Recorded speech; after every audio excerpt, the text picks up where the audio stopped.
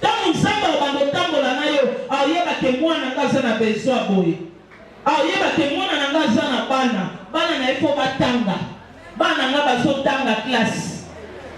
Na liaka na futa manda kwa bato. Na so vivre.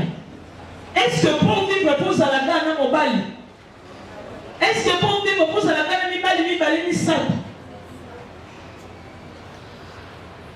Toni ko passo la bilamba kalate, mais toza na besoin za masale la biso maka. Nzambe na lingo kende poto. Nzambe na limina mala. Mibali ya bato so bimana bango, est-ce que c'est une décision kotika yango? Aussi décision kotika mibali wana? Yebisa nde kwa sa pembe na yo pasola na melamba kala solingi nzamba salelo makambo sika.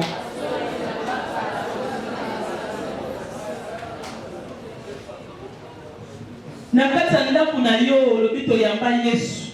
Mozomo na ndako ezaka mulili. Mais au Bible ezoloba na biso ke c'est lui qui a Christ. Oh yazana Christ kati na ye, asa lumière, asa éclairé. Parce qu'il est la lumière qui éclaire le monde. Si on a vendu kati na ofu pina we ça l'éclairer.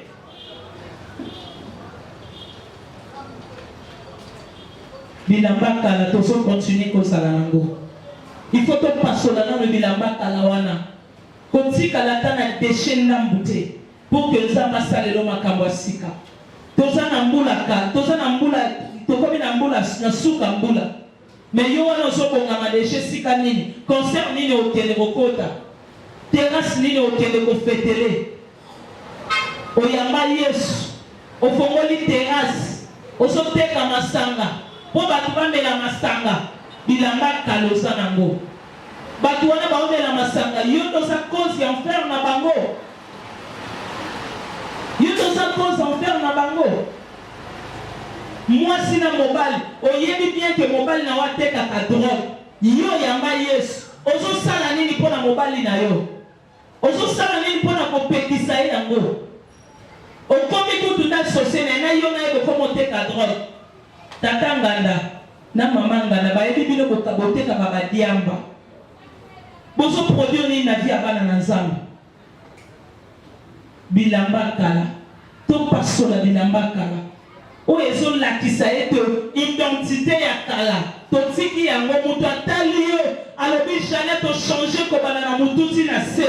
O ngana yeba keza yote. Eloko tingali kana on reconnaître yo. Et ça ka sona monyo ko inelongi. Na foi na yo changer. Na elobele changer. Na santé changer. Na teinture changer. Na elate changer. Na etabole changer. Na elobele changer. C'est-à-dire que quand on a yo sa mwana ngai kaka nelongi.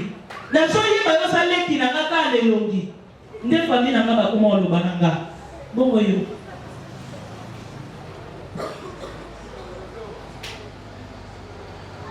Yo mutali boso kanga batu bandoki na famille. Yo moko na nozando ki avina yo. Oza un pied dedans, un pied dehors. Milamba kala toza nango. To pasola. Bible zolo banabiso. Christ a comme malédiction pour nabiso sur la croix. Pour que biso toza la sauver. En accord avec Galates chapitre 4, 1 à 7.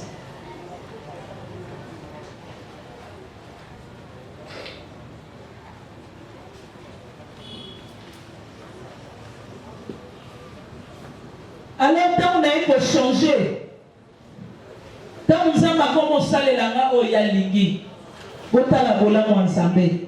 Moto azotambola na kobanga nsambe. Nsambe bandelo bundelo bitumbo yo yebite. Au lieu poisson de la Bible sur le banabiso mon profité. Alors il faut ça la queue. Na ikola la mokolo moko. Wana déjà na sinaïbi nsambe. Wana na tikalinga moko. Na somi kotambola na obanga nsambe. Na kata pongi na ngana solala. Na moni na zaki na menos makasi. Na zaki na bitumba ya makasi. Batu bazali ko bonsanga bazali ba géant. Batelemelinga bazaki milai neti soza comme na biso ya boulevard. Ngai siko na mulai na nga oyo. Bazingi nga bazobundisa nga. bazo bundisa ngai azalaki moko te bazalaki ebele nazobunda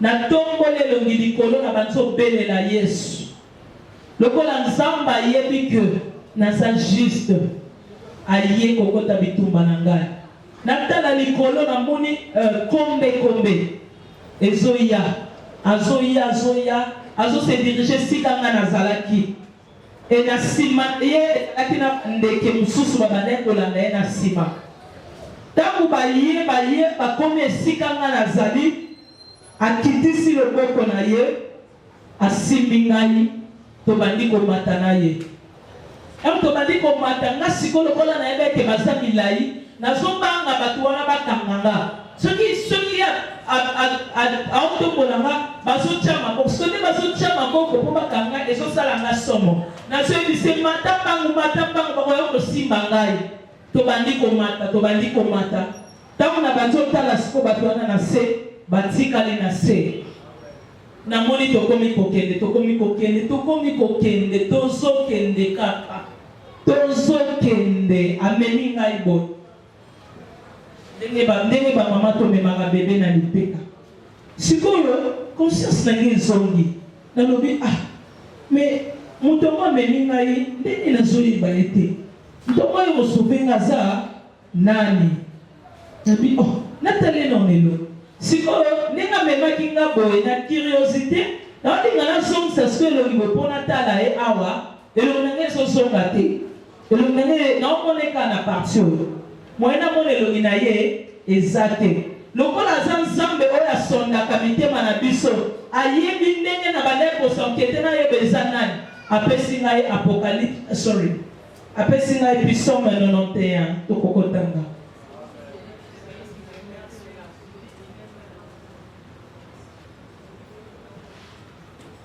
Psaume 91 eza verso tolingaka biso nyonso na bolimo Nzambe alingaki arevele biso maloba wana ya Psaume 91 lolenge ezalaka totanga yango kaka ya kotanga te me tocomprendre yango mpe ezalaka ndenge nini.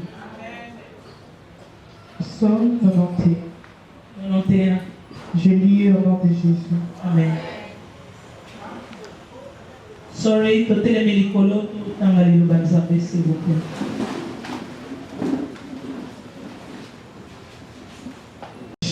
Car tu es mon refuge, ô Éternel, tu fais du Très-Haut ta retraite. Aucun malheur ne m'arrivera, aucun fléau t'approchera de ma tente, car il ordonnera à ses anges de te garder dans toutes tes voies. Ils te porteront sur leurs mains, et peur que ton pied ne se heurte contre une pierre. Tu marcheras sur le lion et sur la spique, tu fouleras les lionceaux et le dragon. Puisqu'il m'aime, je le délivrerai, je le protégerai, puisqu'il connaît mon nom. Il m'invoquera, je répondrai, je serai avec lui dans la détresse, je le délivrerai, je le glorifierai, je le rassasierai de longs jours et je lui ferai voir mon salut. Alléluia, tu veux tenir le Nzambe na boko.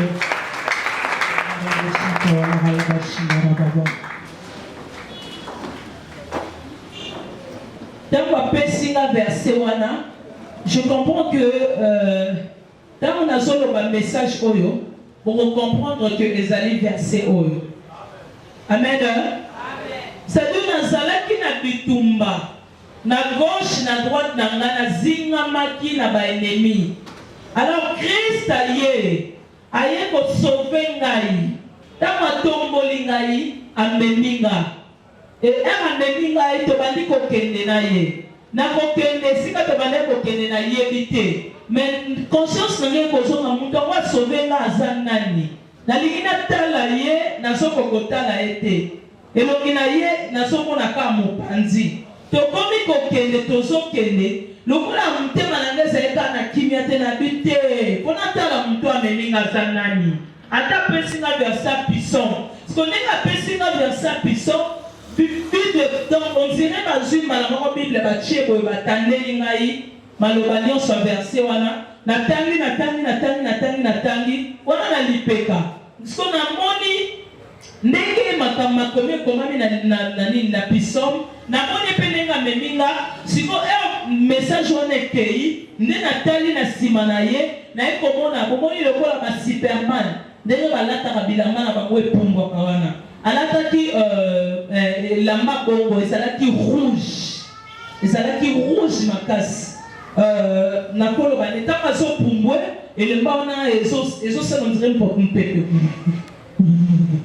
sikoyo nga nazokende donc nazomona elamba na ye na nsima tobazokende azwi nga alobi me aza nani nazozonkete kaka aza nani ifo yebisa ngai aza nani mpona yeba ye lokwa nazalaki tetu aye kopesa nga lisusu verset ya Apocalypse 19 11 à 14.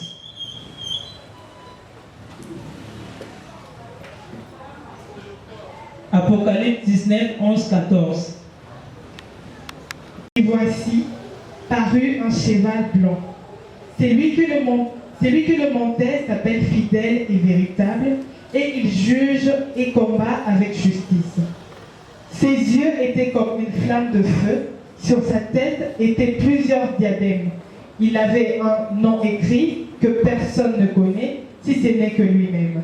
Et il était revêtu d'un vêtement teint de sang.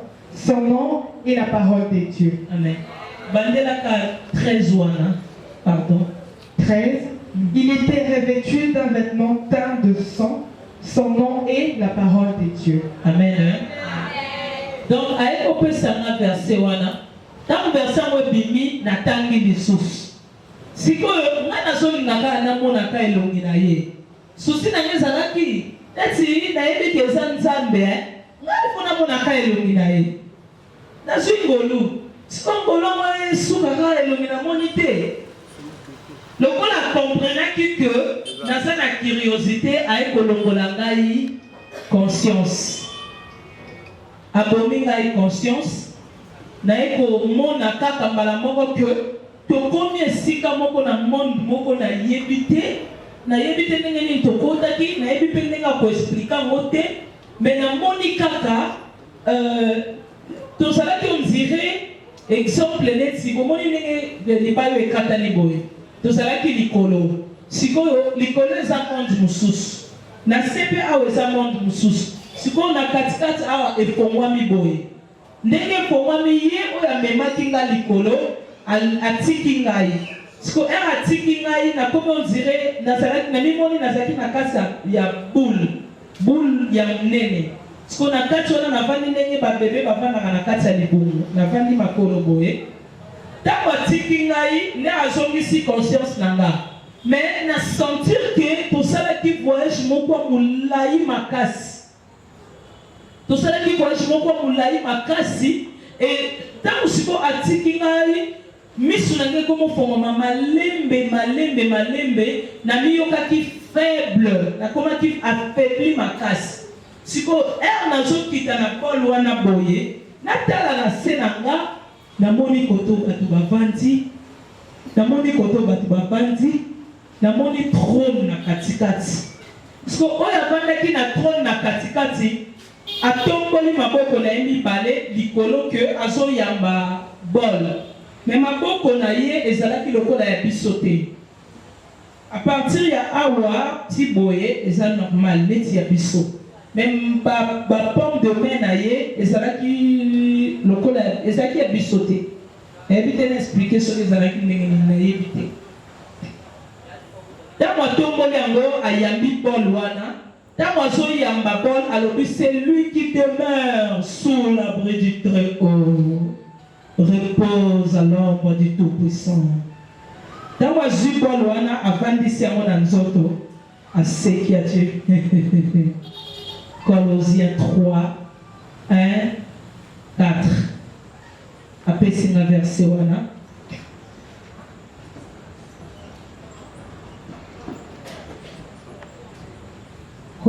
Colossiens 3 1 à 4, j'ai lu au nom de Jésus. Amen. Si donc vous êtes ressuscités avec Christ, cherchez les choses d'en haut, où Christ est assis à la droite des dieux.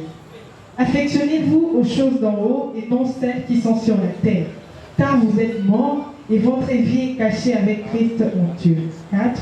Quand Christ, votre vie, paraîtra, alors vous paraîtrez aussi avec lui dans la gloire.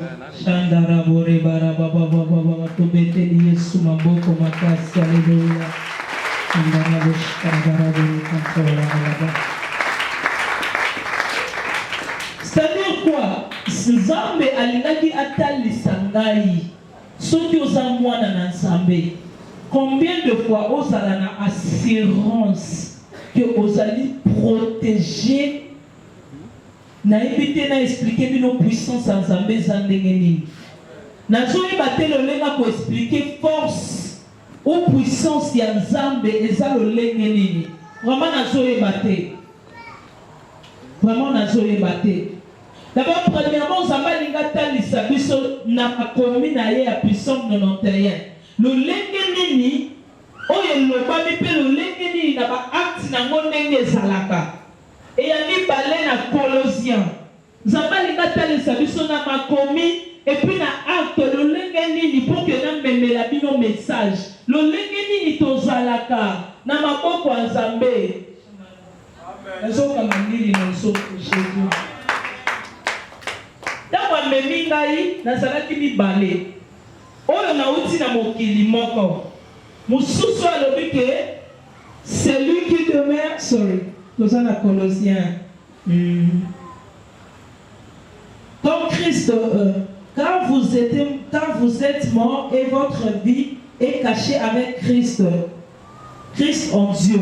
Quand Christ votre vie paraîtra, alors vous paraîtrez aussi avec lui dans la gloire. C'est-à-dire que ozo vivre na mokili, mais ozo vivre pena Nzambe na gloire na ye. Donc nazalaki na kati na sa makolo ya papa, ne place na moni pe makolo ne lolenge ezali. Ezalaki ndenge moko maboko na ye ndenge ezalaki ondire batio, na yebi te na loba ndenge ya batio milai, oyo moko oyo kaso mobangi. Oyo moko ondire yango alobi nyonso ekelama na ye. Oyo moko ozomona ondire biloko moko neti ya bamonstre. Ezosala kobanga. Nde bamisapi ya makolo na ye ezalaki. Siko na sa makolo na ye awa, na moko nazalaki na kati ya sa makolo ne na sani. Epuis mosusu amemi ngai. Siko azotala nga, ndenge amemaki nga nde tomemaka bana. Nga mpe siko na fixe regard, nazotala ye. Siko nazolinga nakangelongi nde mpona ke yebisa bato ke namonaki Yesu. Azalaka boye nakoki te. Elongi ya mutu moko ezalaki na 1 million bilongi na mbala moko.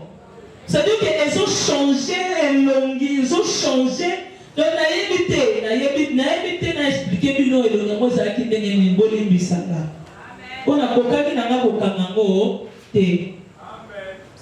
Kotanga moni ke nazotala ye penza nazolinga moko ozomona neti kobanga elongi yango ozoka somo elongi ya mutu moko bilongi combien siko ozokomprendre te. Ye mpe sikoyo atali ngai atalinga seki atie abengi ange moko azalaki wana alobi bozwa ye bokende na ye bolakisa ye makambo aye komona.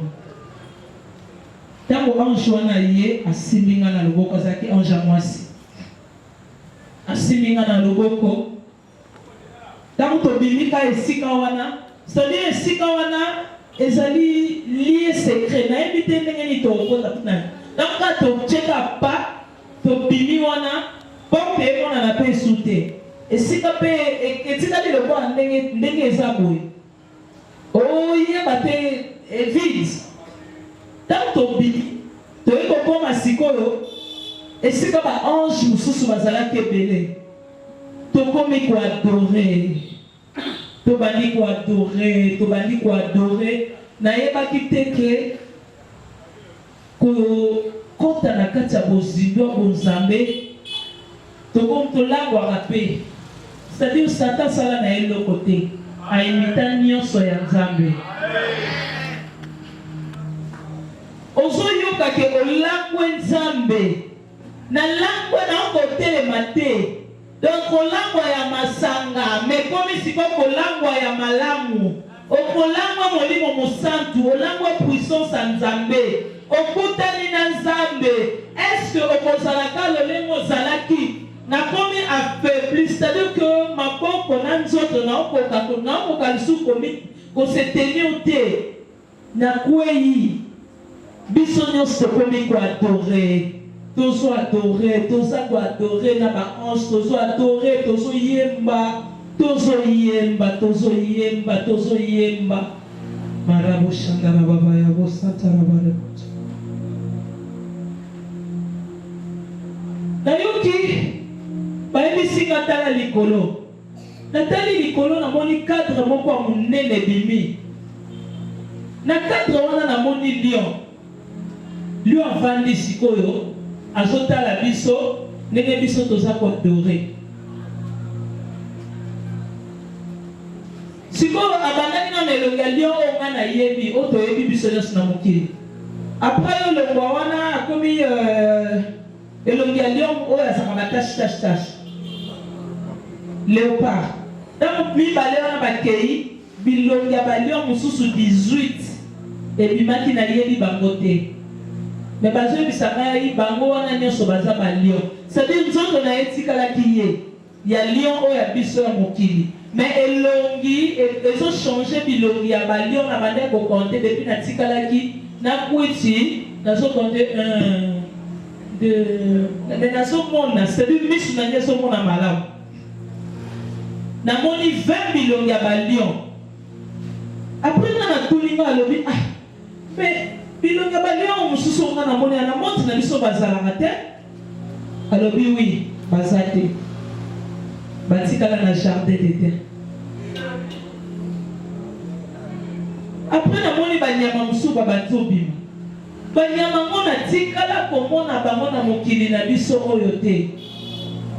Na siko na lobi Seigneur banyama ozolakisa nga oyo nayebi bango te na mokili na biso bazalaka te. Nini banyama ngo baza koye ngana yebi nanga bango te na kotala bango te. Alobi nanga n'est-ce pas suis-je le créateur de toutes choses. Na bandi lisusu kotala wana toza koadore kaka ba ange baza koadore na ngai mpe nazo adore. Après na moni likolo bazo sala secousse ebandi oningana makasi ebandi oningana na moni kulusu ebimi ntango croix ebimi croix wana sikoyo ebandi koningana ezoningana esikoyo on dirait mutu akomi na kanda a changé na seconde ebandi koningana ezoningana sikoyo na moni yango ndenge ezoya croix wana ezoya elongwe likolo ebandi kokita ezokita nga sikoyo nakomi ozonga nsima somo mpe ekweyelaka te nabandi kozonga nsima nazozonga nsima nga nazozonga nsima yango mpe ye ekwei na makolo na nga pa epasuki na 3 morceaux epasuki 1 2 epuis oyo nyonso eke 3 abengi nga lobi Jeannette oyo moni eza nini bandi kolenga alobi Seigneur nikulusu alobi yebisa bango kendo yebisa bango batika kobondela bazoloba ke Yesu toye na sa makolo toye na sa ekulusu na yo parce que nazala lisu na ekulusu te.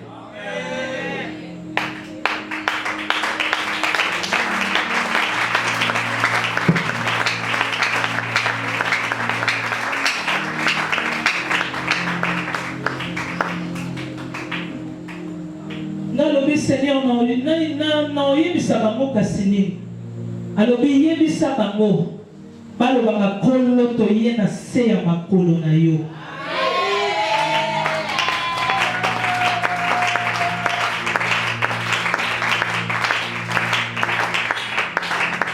Alobi ok nakanisaki esili nayoka lisusu voix Jeannette toboli liso elongi na likolo na tali Parce que vous voyez pas maison bangi sangai. Alors yebisa ba oyo ba bonde laka na se ya ikulusu ti lelo na sakalisu na ikulusu te. Apesinga mukanda ya Psaume Apocalypse 1, 17 à 18.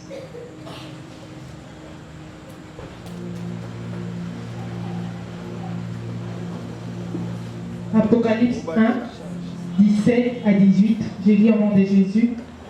Quand je l'ai vu, je tombais à ses pieds comme mort.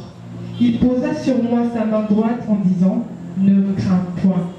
Je suis le premier et le dernier et le vivant. J'étais mort et voici, je suis vivant au siècle des siècles. Je tiens les clés de la mort et du séjour des morts. Alléluia. La cancer pour ton obéter la Yesu maboko makasi. Gloire au Seigneur. Tozo bonde la nzamboaza na bomoy. Tozo bonde la 100% Jésus. Le roi des rois. Le Seigneur des seigneurs. Aibisinga lobi Seigneur bakonzi mangate. Alobi yebisa bango bato catholique. Yebisa bango que batika kobondela kangai na sala lisu ne kulusu te na sana bomoy. Tama pesinga verset wana na lobi papa ba ontima na bango kanga te. Bata mokini na biso bazala tetu. Bako yoka na bango ngai te. Alobi kende na tindi oyebisa bango. Na bandi kolela, na banzo lela, na banzo lela. Non, le si c'est comme ça, permettre à ba ekulusu e pasuki oyo na memela bango comme preuve bota la kutu soki kon limite preuve yango na ye nango na ke na lokoti mutu na lokoti loboko na lokoti na parti oyo donc na lokoti yango atuni ngai e pasuki na combien de morceaux na ebisi na 3 morceaux. Alors le chiffre 3 et ça chiffre la résurrection.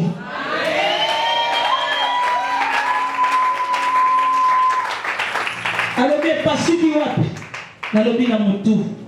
Alors bien ami balé wapi na mutema. Siko bozo ya kobondela koloba ke Seigneur kolo na ye na se ya kulusu. Oye kobondela mutu akufa. Dès manango ya kopesa nga verset auto tikotanga tout à l'heure, il y a Apocalypse 1, 17 à 18. Et tant que tu es kolongo, tant on a le côté yango, nazalaki vraiment sad. Na ebe ke bat boyo kana bango ngate. Mande na simba ki bikulusu na ngawana. Après, alors bi bon memaye. Bon memaye. Baeko simba nga lisusu ange moko asimbi nga na gauche, ange mosusu asimbi nga na droite.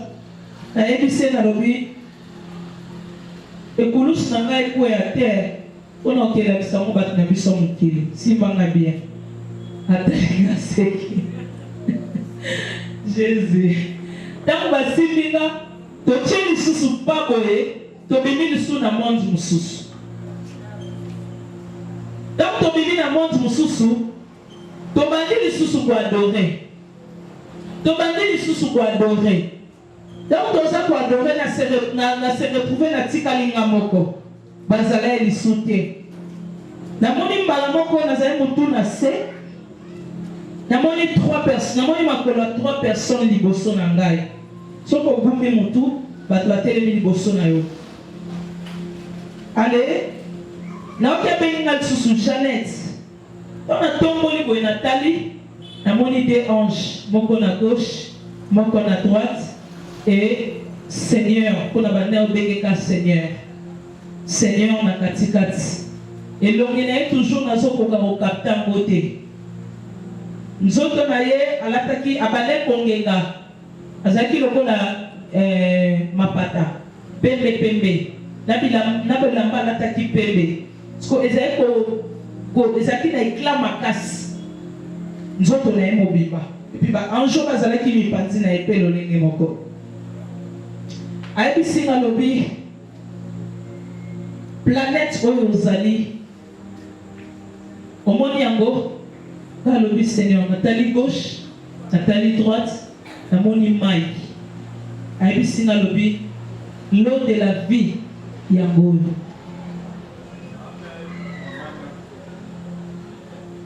ntango ka alobi na nga l'eau de la vie yango oyo ntango natali gauche na baloni elongi mpo natala ye bazali lisu te balimwe balimwe namoni siko ange moko atelemi pembeni na nga alobi ekomi ntango okita ngoma na yo ekoki asimbi nga solo na lobokolo tellement ke nazalaki faible nazali so na makasi te nzoto na nga ekomaki vraiment ndenge motu soki alangwe c'est-à-dire makasi eza oyo lisusu te asimbi nga lisu na loboko ntango totie lisu pa mibale tokiti sikoyo na monde na biso ntango tokiti na monde na biso esika nalalaki na mimoni esika nalalaki nazalaki na bible ya mopanzi biberon ya mwana biloko mosusu ezalaki yana ebandi komata c'est-à-dire que puissance nautaki nango likolo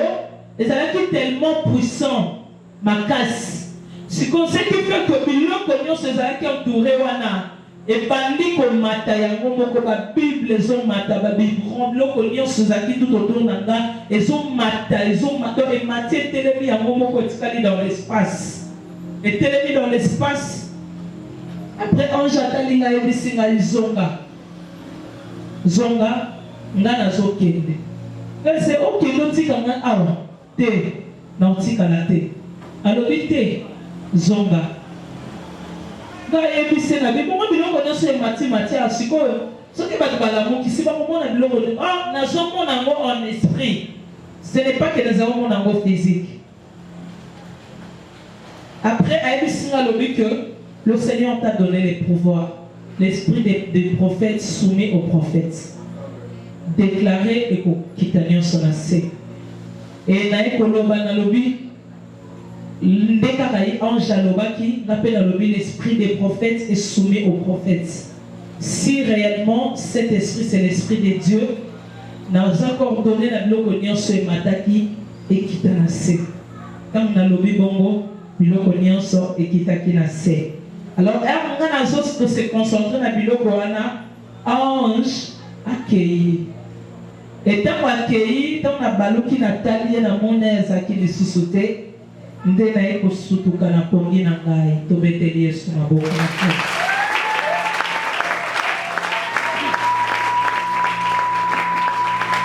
Nzambe apambola biso nyonso na pokwa lelo oyo apambolami abetela lisusu Yesu na boko makasi.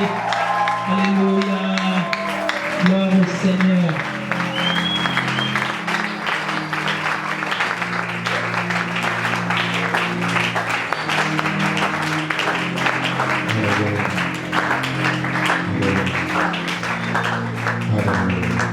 Est-ce qu'on peut s'approcher devant le roi des rois?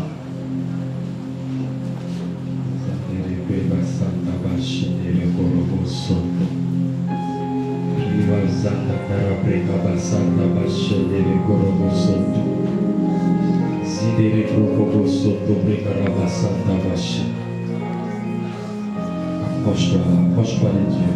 Approche-toi de Dieu. Pendant 5 à 10 minutes, tout ça ne peut faire un zan. Tu ne sais pas, Elohim ne gros salima, David, quand tu t'approches de moi. Mais ce que je sais, mon côté yak pembe inayi azonga lolinga yak. Naïm tout le monde va bénéficier quelque chose devant la présence de Dieu. La Bible nous dit heureux celui que Dieu lui choisit et l'accueille devant sa présence. Zandere karabasanta bashele gorogo soto. Zidere karabasanta brego shandere prima zaba baba bashele gorogo sante. Rigogo soto prekarabasanta bashele. Est-ce que tu peux t'approcher devant le roi des rois? Est-ce que tu peux t'approcher devant le roi des rois? Vous avez une adoration, alléluia. Shindere gorogo sante bashele sentez-vous comment l'Éternel est bon. Il y a une fontaine ta présence de Dieu. Sindere prema, basente dere karabasanta bashe. Sindere prema, bosonto preta basanta bashe. Nama sendere prema, bosonto preta basanta bashe dere karabasanto. Rito bosonto bashe dere karabasanta. Your presence, sindere prema, bosonto preta. Sindere prema, bosonto bashe.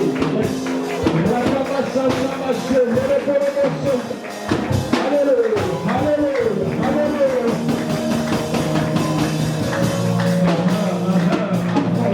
Approche-moi de Dieu. Vous allez toujours faire belle. Que Dieu te bénisse. Que Dieu te bénisse.